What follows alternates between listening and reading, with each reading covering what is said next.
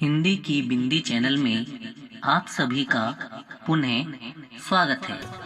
प्यारे बच्चों, आज आप पढ़ेंगे क्षितिज भाग 2 अध्याय 3 देव सवैया कवित्त। प्रस्तुत है सवैया एवं कवित्त के काव्यांशों का भावार्थ। प्रस्तुतकर्ता master Sunil Raj from CRS senior secondary school. कवि देव की 3 कविताएं हैं, जिनमें से पहले का नाम है सवैया, दूसरे का नाम कवित्त और तीसरे का नाम भी कवित्त ही है। यह तीसरी है, तो आइए शुरू करते हैं। सबसे पहले हम बात करते हैं कि इस कवित्त में कवि ने बताया क्या है। तो कवि ने इस पूरी कवित्त में चांदनी रात का वर्णन किया है। चांदनी रात में आसमान बिल्कुल सफेद रंग का नजर आ रहा है।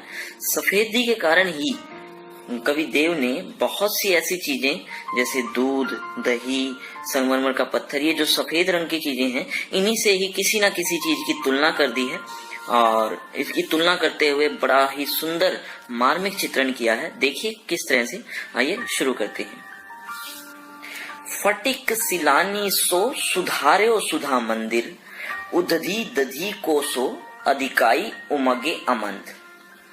इन 2 पंक्तियों के बारे में पहले आप सुन लीजिए, उसके बाद हम शब्दार्थ करेंगे और उसके बाद हम इसके सरलार्थ के बारे में यानी इसकी हिंदी करेंगे। इससे आपको और अच्छे से समझ में आएगा। तो सुनिए, पहले इस 2 लाइनों में बता क्या रखा है। इन 2 पंक्तियों में कवि देव ने कहा कि जब मैं आसमान में देखता हूँ तो आसमान बिल्कुल सफेद नजर आ रहा है। यह सफेदी चांद की चांदनी के कारण ही है। और उस आसमान में कवि देव को राधा का महल नजर आ रहा है। उसे ऐसा लग रहा है जैसे राधा का महल की जो दीवारें हैं संगमरमर के पत्थरों से बनी हुई है, जो कि सफेदी होती हैं। और दही का समुद्र बहुत तेजी से हिलोरे ले रहा हो, जैसे उछल रहा हो, यानी वो भी दही भी बहुत सफेद होती है, इसी वजह से उसको ऐसा लग रहा है। तो कवि देव ने दही की तुलना और संगमरमर की तुलना की है किसी चीज से। तो आइए उसी को पढ़ते हैं हम। फटिक सिलानी सो सुधार्यो सुधा मंदिर। पहले हम इनके शब्दार्थ को समझेंगे, फिर हम इसकी हिंदी को पढ़ेंगे। तो ये है इसके शब्दार्थ। फटिक मतलब संगमरमर, सिलानी मतलब पत्थर, सो मतलब वह, सुधार्यो मतलब बना हुआ है, सुधा मतलब राधा, मंदिर मतलब महल। तो इस पूरी लाइन की हिंदी क्या बनी कि राधा का महल संगमरमर के पत्थर से बना हुआ है। राधा का महल संगमरमर के पत्थर से बना हुआ है।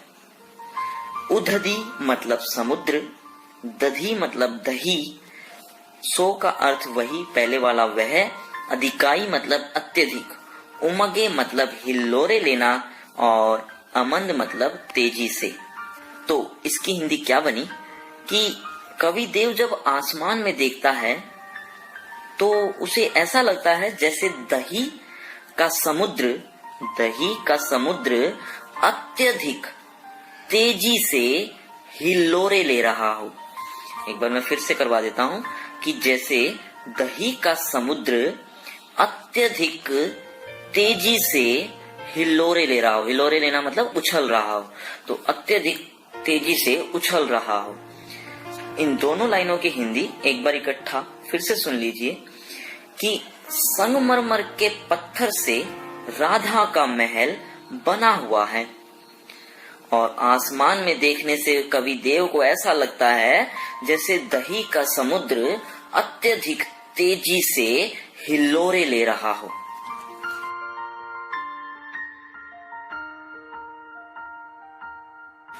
बाहर ते भीतर लो भित्ती न दिखे देव, दूध को सो फेन फैल्यो आंगन फरस बंद।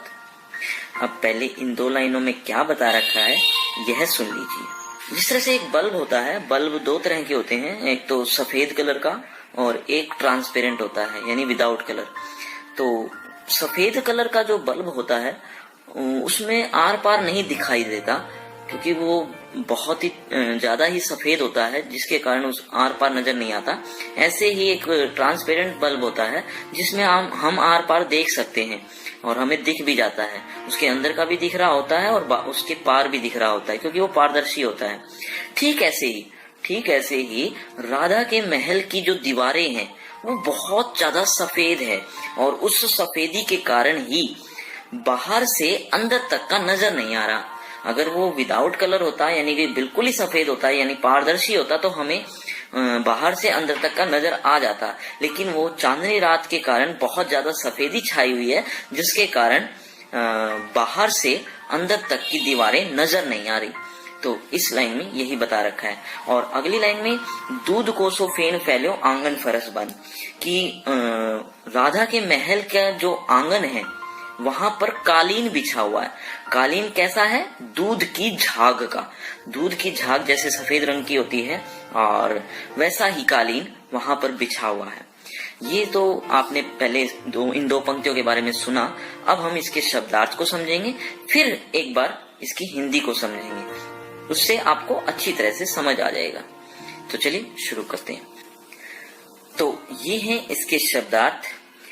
बाहर तो आप जानते ही हैं, भीतर मतलब अंदर, लो मतलब तक, और उससे पहले ते आया हुआ था। ते का मतलब होता है से, बाहर से अंदर तक। भित्ति मतलब दीवार, न मतलब नहीं, दिखे मतलब दिखाई दे रही। तो इस पूरी लाइन की हिंदी क्या बनी? कवि देव राधा के महल के बारे में बताता है कि वहां बाहर से अंदर तक की दीवारें नजर नहीं आ रही या दिखाई नहीं दे रही। क्या कहता है कि बाहर से भीतर तक यानी अंदर तक की दीवारें नजर नहीं आ रही। ये कवि देव कह रहे हैं, इसीलिए यहाँ कवि देव ने अपना नाम लिख दिया है। तो कवि देव कहते हैं कि बाहर से अंदर तक की दीवारें नजर नहीं आ रही हैं। दूध कोसो फेन, फेन मतलब होता है झाग, और फैल्यो मतलब फैला हुआ है। आंगन राधा के महल का आंगन, और फरस बंद मतलब होता है कालीन, या फर्श बंद भी कहते हैं इसे। तो इस लाइन की हिंदी क्या बनी कि राधा के महल का आंगन में फर्श बंद बिछा हुआ है। फर्श बंद यानी कालीन बिछा हुआ है, वह बिल्कुल दूध की झाग के समान है। अर्थात फिर से देख लीजिए इसको, कि राधा के महल के आंगन में जो कालीन बिछा हुआ है वह दूध की झाग के समान है। अर्थात दूध की झाग का कालीन बिछा हुआ है।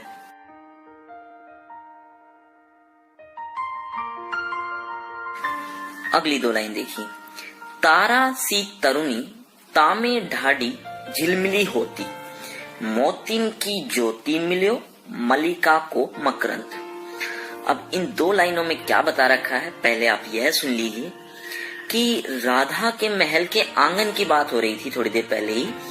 तो वहां यानी आंगन में राधा खड़ी हुई तारों के समान झिलमिला रही है। जैसे तारे टिमटिमा रहे हैं वैसे ही राधा वहां खड़ी हुई, उसकी सुंदरता इतनी ज्यादा है कि वो झिलमिलाती हुई नजर आ रही है।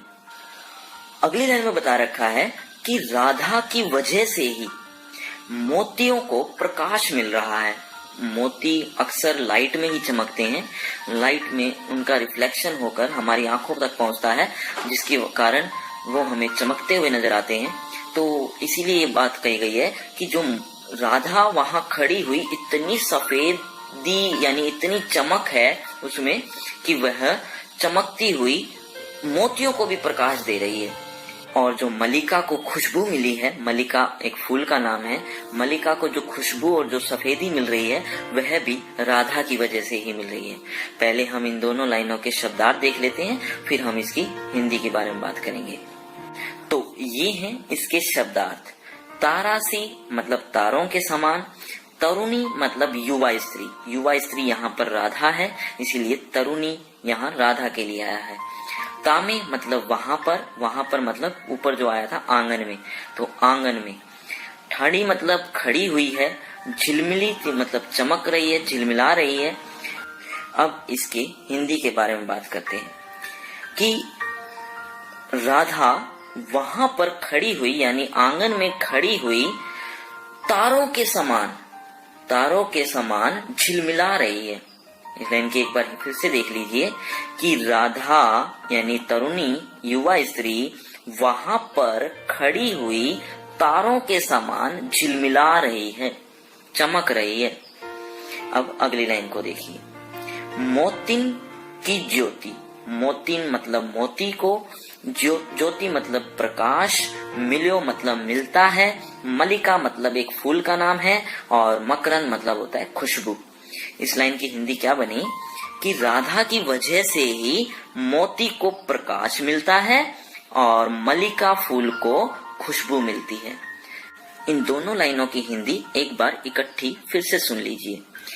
वहां पर यानी आंगन में राधा खड़ी हुई तारों के समान झिलमिला रही है और राधा की वजह से ही मोतियों को प्रकाश मिलता है और मल्लिका फूल को खुशबू मिलती है।